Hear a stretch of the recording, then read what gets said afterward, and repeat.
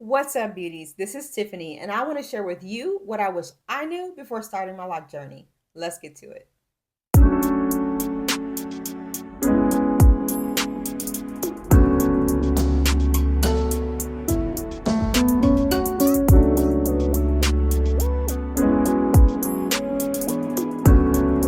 Okay, beauties, let's talk about these locks, particularly sister locks. I've been locked now for going on year 4, and I have kind of medium-sized sister locks. Got them kind of on a whim. I'll have to tell you in another video about how I got them, why I got them, and what happened to make me get them. Girl, it is a story. But for today, I want to tell you about things that I wish somebody had told me and let me know before starting the journey. So I know we don't like to wait. Let's go ahead and get into the thing. Okay, guys, so if you see me looking down, I have my notes down on my iPad, so that's what's happening.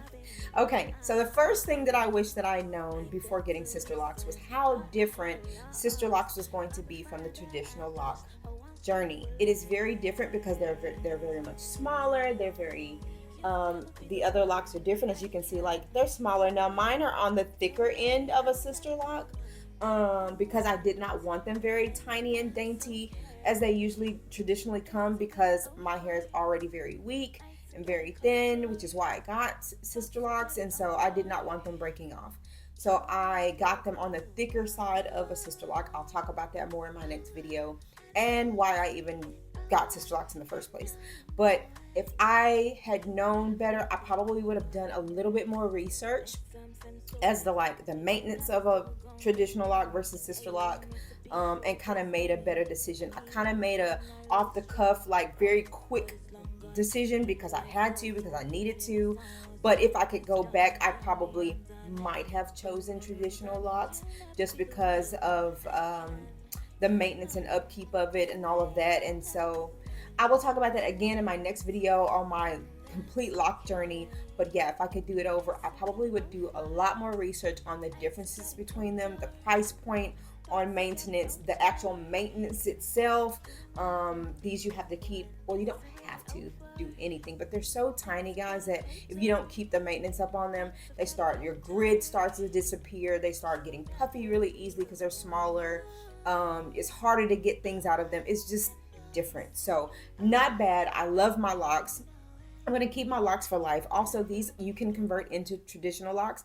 I'm just not going to do it. I ain't got the time. I don't have the patience. Let's say the patience, not the time. So yeah, but if I could do it over, I would do research and have, like, waited if I really wanted to do the traditional lock. But yeah, that would be my first thing I would have done. The second thing I wish I knew before starting was that I could have started so long ago. Oh my gosh.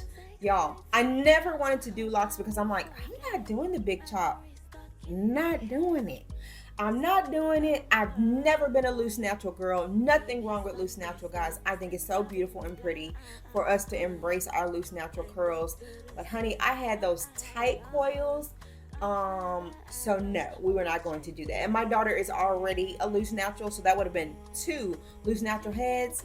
That's a no for me. So I never wanted to go natural so that I could have just started from there. And I didn't want to do the big chop because I've always had a perm.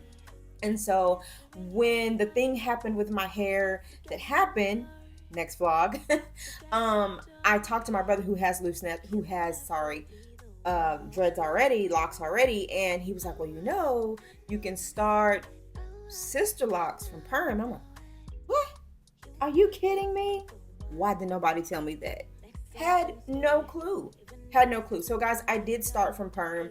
Again, that will be in my next vlog, but wish I had done it a lot sooner. Y'all, I was trying to be Bob Marley little baby sister a long time ago, okay? But we are not. So I do wish that I had known that you could start from perm a long time ago. I would have done it a long time ago, and I would have way more length by now. So third thing is, I wish I had known not to compare. when I was doing my research and I had made up my mind that I was going to definitely get Sisterlocks, I thought, okay, let me start looking at all the possibilities of what I'm going to be able to do with the Sisterlocks. And as I looked online, you're going to see all these beautiful, beautiful pictures and all these beautiful sisters with all these different level of locks, and some of them look so uniform and so the same. And you're like, oh my God, yes, that's what I'm going to have. That's what I want. I'm going to do it, y'all. This journey, your journey, is your journey. It is not going to be like anybody else's journey. Your hair is going to do what your hair wants to do. You can try to do the things that you hear other people talk about doing and saying, and you might get some of the same results, but at the end of the day, your hair is going to do what's comfortable and what's best for itself. It's going to form the way it forms. Sometimes it's going to be human error. Sometimes it's just going to be our hair doing its thing. But what I learned was that my hair was not going to look like these picture perfect cookie cutter locks that I was seeing online. It was most definitely gonna do its own thing. Story time for another day. But I just wish I had known to look at the pictures that I was seeing, look at the people that I love their locks, admired their locks, and just use it as inspiration. Like, yeah, girl, I'm gonna start my lock journey too. But not like, I'm gonna start my lock journey and it's gonna look like yours. No, ma'am. Not going to happen. So if you're thinking about locks, I want you to think about I want to get locks and I want them to be Sisterlocks or traditional locks or whatever kind of lock you want to get. And I'm going to embrace whatever they look like. And I'm going to take ideas from my locked sisters and try to implement them, but not have any expectation that mine are going to look just like hers. That is something I wish I had known ahead of time, because it made me frustrated. I had days of crying. I had days of wanting to cut this mess off. It was like a whole thing, because I was sitting there going like, oh my God, mine do not look like hers. Oh my gosh, mine are doing this on the ends and hers don't look like that. Oh my gosh, mine are too big and hers are all small. And the comparison, guys, was killing me. It was killing me, and it was making my journey harder than it had to be.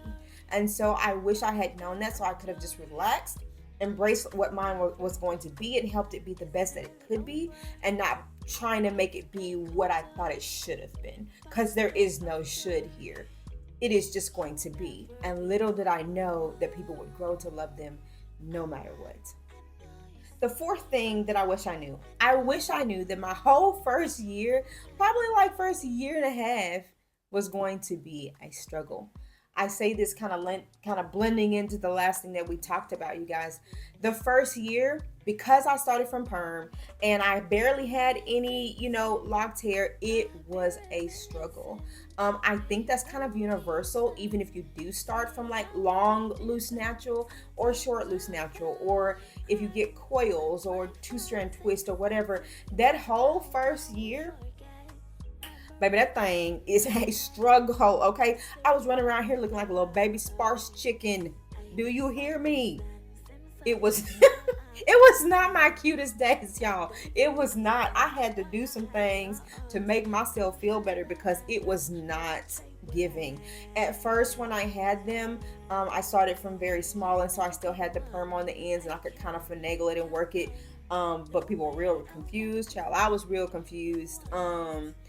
So the beginning, they're very small, they haven't swollen up yet, and so it just looks like cat's been sucking on it sometimes, and you don't feel your cutest. And I had to do things like scarves and braids and braid outs, and just try to do whatever I could to make it look and feel better. So part of that, embracing yourself and making sure that you are ready for the journey, because it is supposed to be a journey. I personally will not do the lock extensions, things of that sort. I kind of wanted to go through the journey, the good and the bad, so that when it got to the good, I could truly appreciate where I had come from, and being able to say this is all mine, and no shade to anybody who does do lock extensions, but I just do and did embrace the journey. It wasn't all great, y'all. The first year and a half is rough, from the washings where it's slipping and coming down and coming out, and the look of it in itself, because it hasn't matured yet. people's questions and like, why'd you do that? And all that kind of stuff. It was a rough first year, but after that, y'all, it does get better. But I do wish I had known that I wasn't gonna get these and they were instantly gonna look like those pictures I had been seeing, or it wasn't like next 2-3 months it was gonna start looking better. No, sis. No, ma'am. You're gonna have to put in some time. You're gonna have to put in some time. It's gonna be rough at first. I can say if you have longer loose natural, the better it is, because you're gonna actually have this kind of like, like if you have loose natural and you're gonna do like a twist out or a braid out, and so you twist them up, you're gonna kind of have that look all over, and it's gonna be cute. Like, I can say that girls who start from like a longer loose natural have a better time with the look on the first year and a half, versus the shorter it is, the more crazy it looks, sis. And I'm not even gonna lie to you. So I do wish I had known that. So I'm telling you now, if this is something you're thinking about, whether it's traditional lock or sister lock, they be looking crazy that first year and a half. So just brace yourself and embrace your journey. And if you feel like, okay, I don't want that look, I suggest you grow it out quite a bit, because especially with sister locks, you're doing this kind of like interlocking pattern, like a 4-point interlocking pattern, and it shrinks the hair up. And so the longer the hair, the better it's gonna look. So yeah. Okay, guys.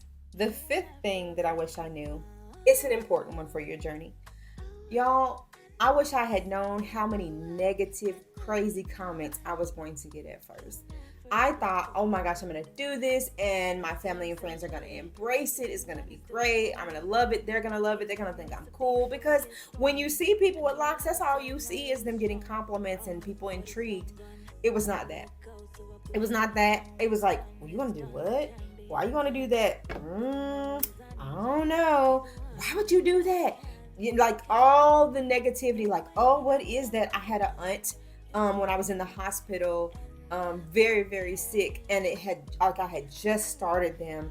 And of course, you're in the hospital, you're sick, you're not doing anything to your head. And I remember her saying, like, what's wrong with your head? What's wrong with your head? Why'd you do that? Did you take your braids out or something and didn't redo it? And it was where I had been like trying to do something with them because they were so small. So I was doing braid outs. And of course, I done passed out and went to the hospital. I ain't worried about my head, but she was. So all the negative comments, I've always had very long, thin hair. And so my sister was like, why did you do that? Your hair is so long. Why would you mess with your hair like that? I mean, every negative thing you can think of, guys, it came. I remember my ex's mom, and it wasn't that she was being mean, but he and I had gotten back together and I went to his house to go do something. And his mom had asked him later, like what was going on with my head. Because the last time she had seen me, I had long, natural, like permed hair. And so it didn't really hurt my feelings, but it was just another negative nod to what I had going on, what I was trying to do. And so I say that to say to you, like, if you're going to take this journey, be confident in what you're going to do and what you're choosing. Wear it proudly. It's not going to always be that way. And then you'll be able to be like, what about now? So just know that it's going to be okay. Hang in there. Stick by your decision and you will be fine. So I do wish I had known that my family wasn't going to be as supportive as I thought they were. Please know that not everybody's going to get down with the get down. Not happening. Some of them are going to be very ugly, very negative, or it could be just a fleeting thing like my ex's mom, where she just was kind of wondering, like, what's going on with that? And so yes, I just want you to know to embrace yourself, embrace your hair, and just know that it will get better and it's going to be better. And then they will be like, so how did you do your hair, or what's going on with your hair? Okay, number 6. So I wish I had known that I was not going to get the negative reaction in the workplace that I thought I was going to get. So, with black hairstyles, there's always this bad stigma behind, the workplace, especially particularly with the Caucasian people that, we often work for or with, that it's not going to be embraced, that we're going to get a lot of, backlash or discrimination or racism tossed towards us. And not that we don't, not saying that, because I am pretty sure somewhere in the world, one of our sisters or brothers with locks are are getting like backlash and hate from it, or maybe something ugly being said or done. I'm definitely not going to say that I've never experienced somebody going like, "Oh, what is this?" or "What is that?" But it feels more like questions than something negative. And so I will say, guys, just to say, to compare the two, I have been the only black person in my last probably 3 professional jobs, and have never had anyone say, "You can't have your hair like that. What's going on with your hair? Why is it that way? You can't wear those. You can't wear locks." As a matter of fact, I think the guy that I work for now, I'm a therapist, and the head guy has never even asked me what is in my head. Never even asked. Never asked. Never comments on my hair at all in any kind of way. If I get anything, they're like, "Oh, your hair is actually glowing." That's it. Nothing negative. I can tell you, I used to be a CO, correctional officer, in the jail many years ago. I was in law enforcement for almost 12 years, and it was almost an all black staff. Do you know that in the jail with the all black staff was when we were told no ethnic hairstyles were allowed? No locks, no braids, no twists, no nothing that was ethnic was allowed. Put it in the policy. Now, make that make sense. And so, again, I'm not saying that you will not face discrimination and hate on hair, because absolutely that is happening all over the world. We get all kinds of hate in all kinds of ways. But I'm saying I wish I had known that it was a possibility that wasn't going to happen, because I was so nervous and so scared. I remember kind of like hiding a lot, kind of hide myself and make myself invisible in fear of what they would say, and what they would think. And it was actually quite the opposite. They were actually very curious and like, "Can you tell me about what it is? And, what does it mean to you? And like, what will they look like? And can you show us?" And as they grew, it was like, "Oh my gosh, it's coming so far along." I mean, it was totally different than what I thought. So just know that it may not always turn out negative in the workplace. I think it just depends on maybe who you're working for and what you're doing. Maybe even location, not sure. But I just didn't experience it. I actually experienced it more under the black group of people that I worked for than anybody else, which was shocking to me. So yeah, just know that it might not be that way. Okay, the 7th thing that I wish that I knew was that locks were low-key lint magnets. I don't think everybody suffers with this, but my journey has been locks plus lint. Ooh, so annoying. Guys, I don't even think I even thought about it ever at all, really. I guess because when I see people with locks, I guess I don't really see the lint. Y'all, my whole first year, the undercarriage of my hair underneath was just full of lint. It probably still is, but what I do is I dye my hair, because there was no other solutions as like to cover it. But my hair is literally a lint magnet. There are some hair types, I guess, that don't have that problem as much, but mine does. It's like it just wants to reach up and grab. Oh, lint! Grab lint all in my hair, especially underneath. So I wish I had known a couple of things, guys. One, unfortunately, from the people who have the longest, most mature locks to brand new locks, especially brand new locks, you have to watch what you wear and what you use. I talked to a lady on Instagram that has these beautiful long locks. Like, how do you keep lint out of your hair? And she was like, "I don't get to wear half of the things I wish I could wear or would want to wear or use." And so you have to be careful with like anything that is that Sherpa material, jackets that have like the Sherpa collars, or any kind of sweaters that has like, it sheds a lot. You about to get that in your lock. It's about to stick to your hair. And so if you do wear it, it needs to be completely up off your neck, and if it's long, kind of tied up or something of the sort. Because the fibers will get in your hair. I've had red fibers from a red sweater in my hair, definitely white.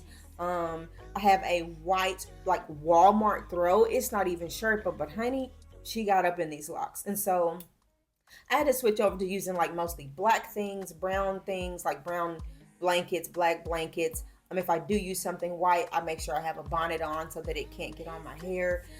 Satin pillowcases. I use mostly satin pillowcases because I sweat so much.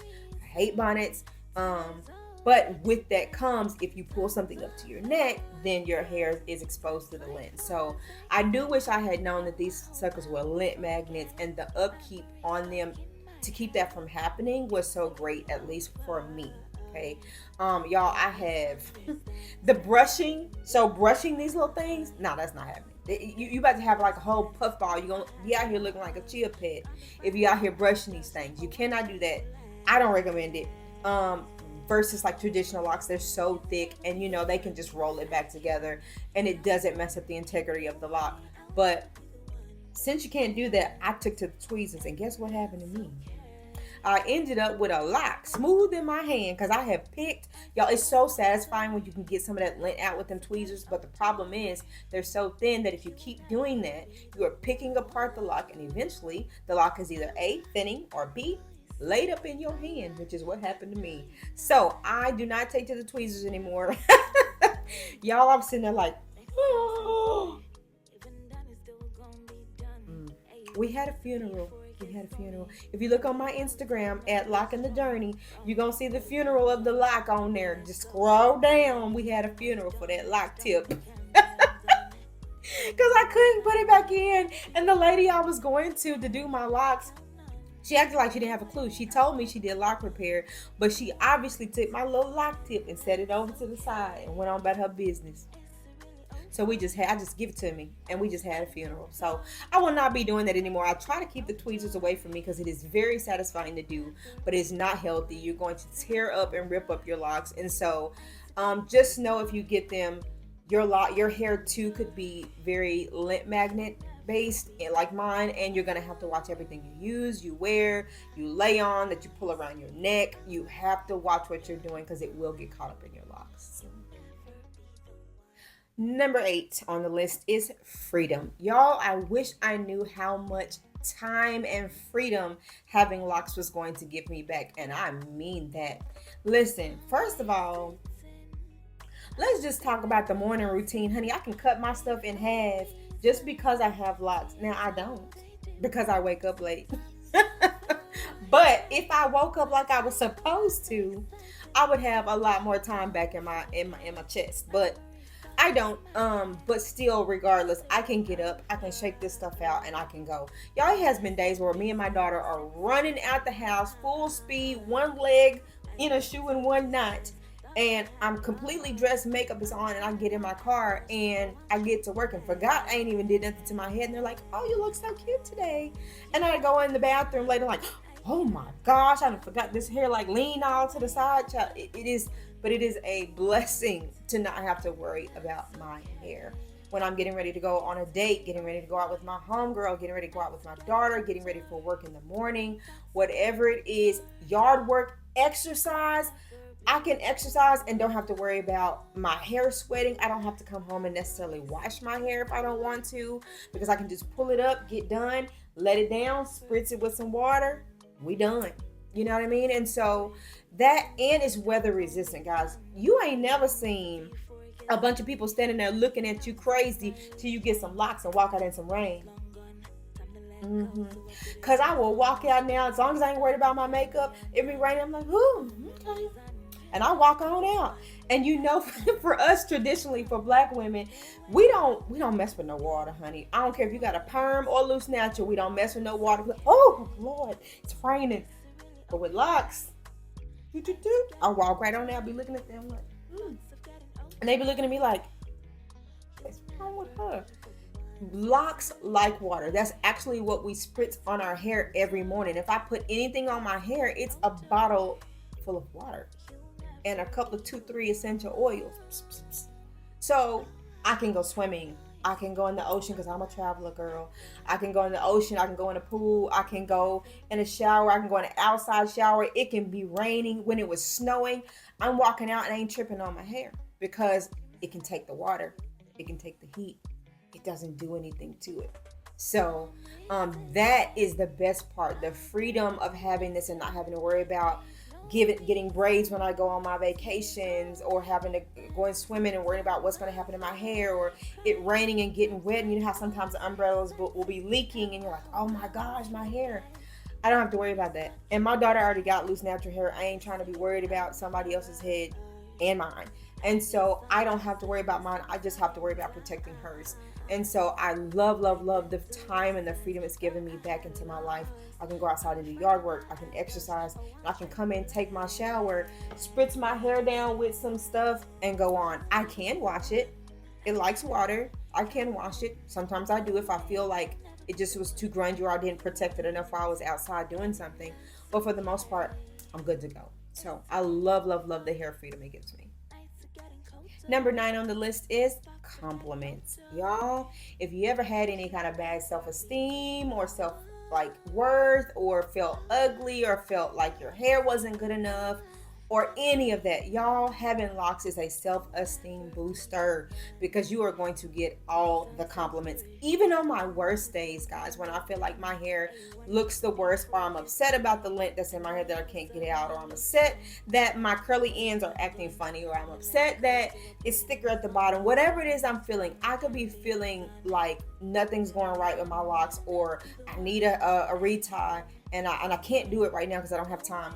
I will go to the store and guarantee, oh my God, who does your hair? Oh my gosh, can I get up close? Oh my gosh, like who does it? Who redoes it for you? Who did it? Who installed it?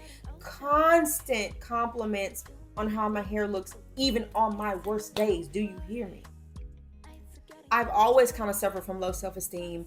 I grew up not being told that I was pretty, not being told that I was beautiful, not being told that I was good, good at whatever, I just didn't grow up like that. And so I've always really, really suffered from low self-esteem. And my hair was always long, but long and thin. It was never that long, lush, beautiful hair. So it's like, okay, yeah, I got long hair, but you can see through it. So it was never like a true compliment. And so having locks and having somebody constantly stop you, even on your worst days, to tell you like, oh my gosh, your hair is so beautiful. Oh my gosh, your hair looks so good on you. Whatever it is, it's definitely a confidence booster, guys. And even when I was with my ex and he would just post pictures of us, people were constantly hitting him up, and him constantly coming back to me asking, where did you get your hair done? Where can they go get their hair like that? People wanting to know. It was like a constant thing. Anywhere we went, anywhere I go with my daughter, anywhere I go, period, I am being stopped and asked about my hair. So it is a confidence booster, y'all. And it's a whole real life, real time community of us out there that embrace each other and even compliment each other. The moment you see a sister or brother with some locks, it's like, I see you. Mm-hmm. And it's like an exchange of energy. It's an exchange of love. It's an exchange of appreciation for each other's hair. And we literally go, I like your locks. I like yours too, And so it is, you are going to get compliments. You are going to get compliments. And you can do so much to them to make them unique and make them your own.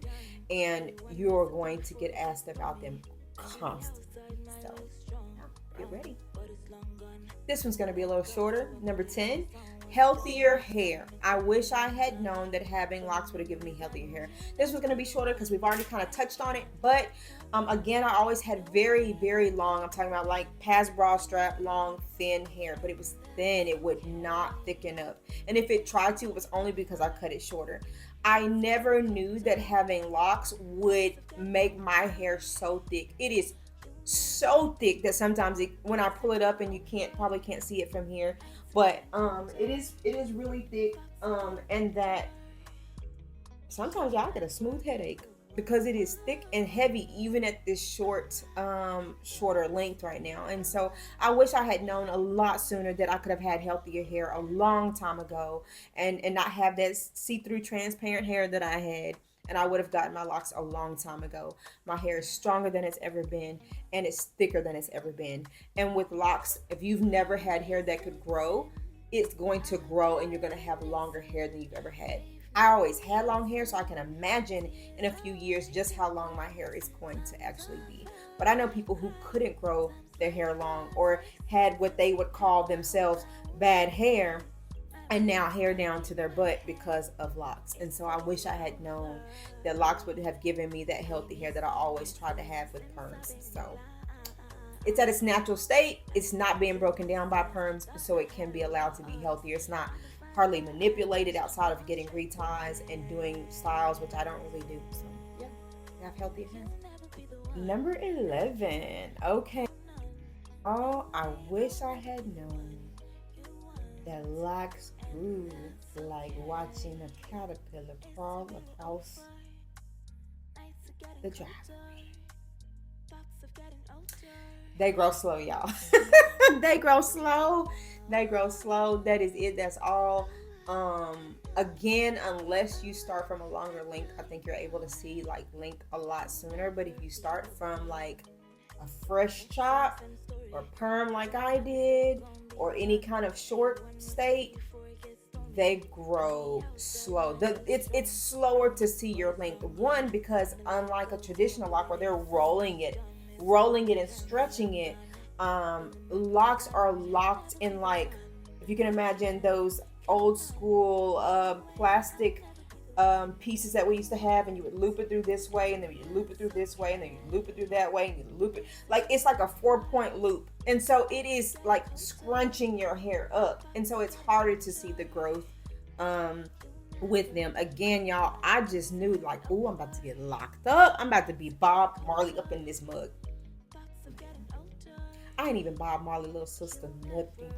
Okay, it has taken me 4 years to get 4 years to get here. They are slow growing, and particularly with Sisterlocks, it's going to be harder for you to see your length really fast. Again, unless you have a long, loose natural, you get it locked up, it's just going to shrink up a little bit, and then in year 4 you will have mine times what yours is. Then you'll be able to see length. But if you're starting from shorter, just put on your patience cap, honey. That's another thing that I had to learn about this, is to be patient, because you need it. You need it, or you're going to get frustrated and you're going to comb them out, or you're going to cut them off, or you're going to be putting wigs and stuff over them, like messing with the integrity of them and everything.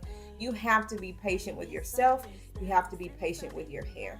And all you can do is do your maintenance, which I'll talk about in another vlog, to take care of your hair, to make it grow, the best it can. But other than that, put on your patience cap, sis, because you're not about to be Bob Marley in a year or two. You're just not, unless you're already long natural. So get ready, but they're worth it. The 12th thing that I wish I had known about would be the thinning that happens, the thinning and breaking off of locks that happens when you have, I think, any type of lock. From what I'm seeing, it happens even with traditional locks, and it definitely happens with Sisterlocks. Sometimes the hair will thin for different reasons. Sometimes medication does it. Sometimes it's going to different types of locticians, and the integrity of it being messed up because of different methods.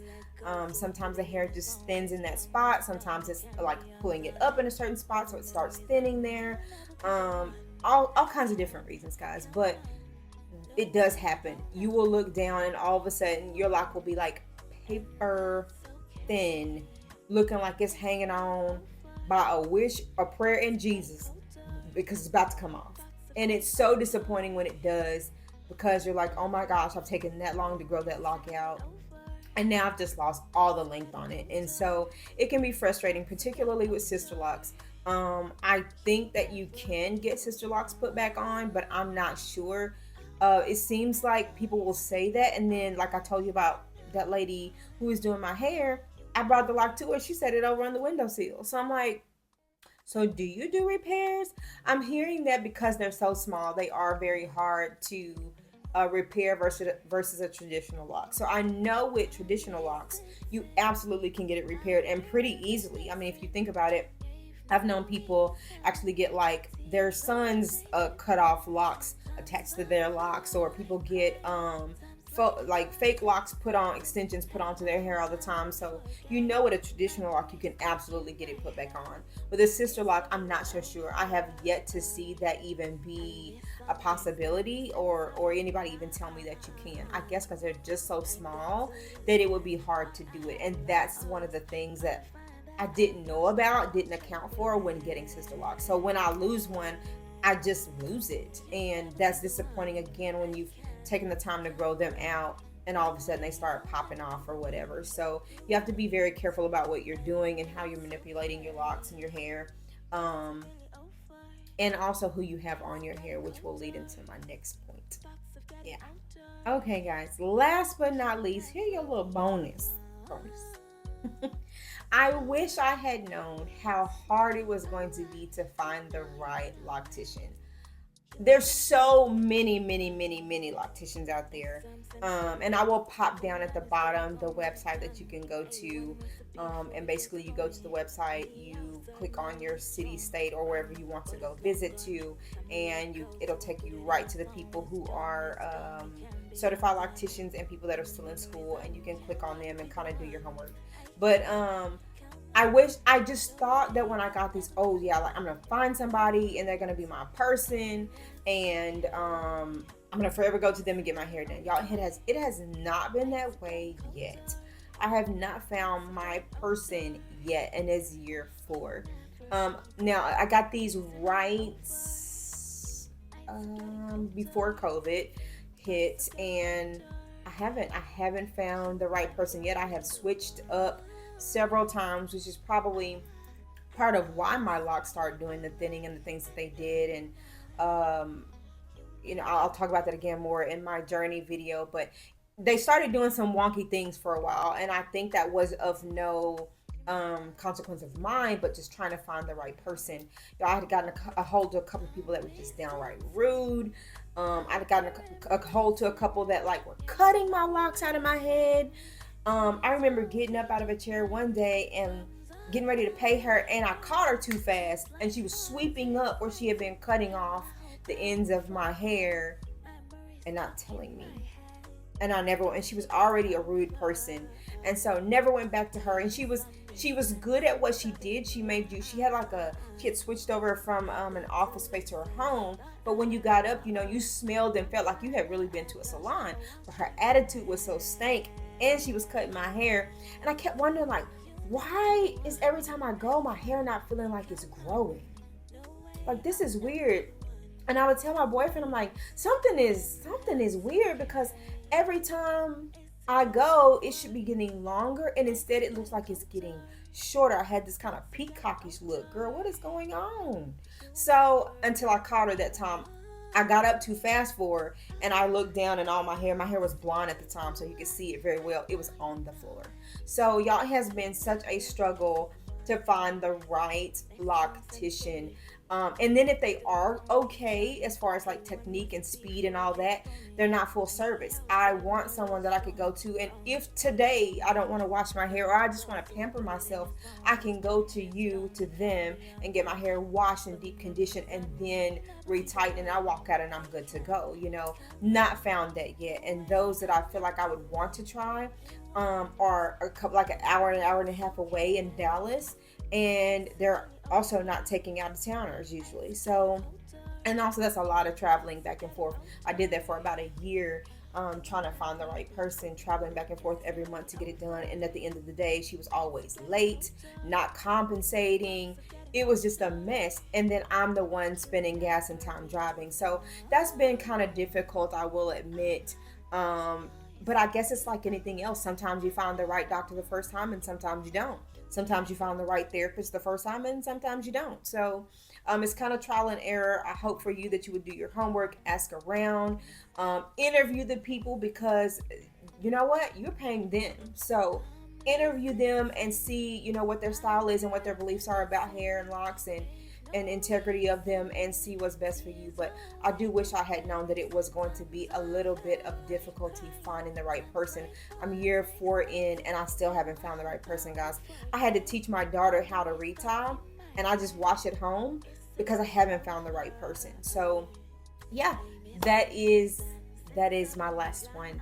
and it's so important that you try to do your homework and find the right person. So, again, I will put that down below and in the description for you.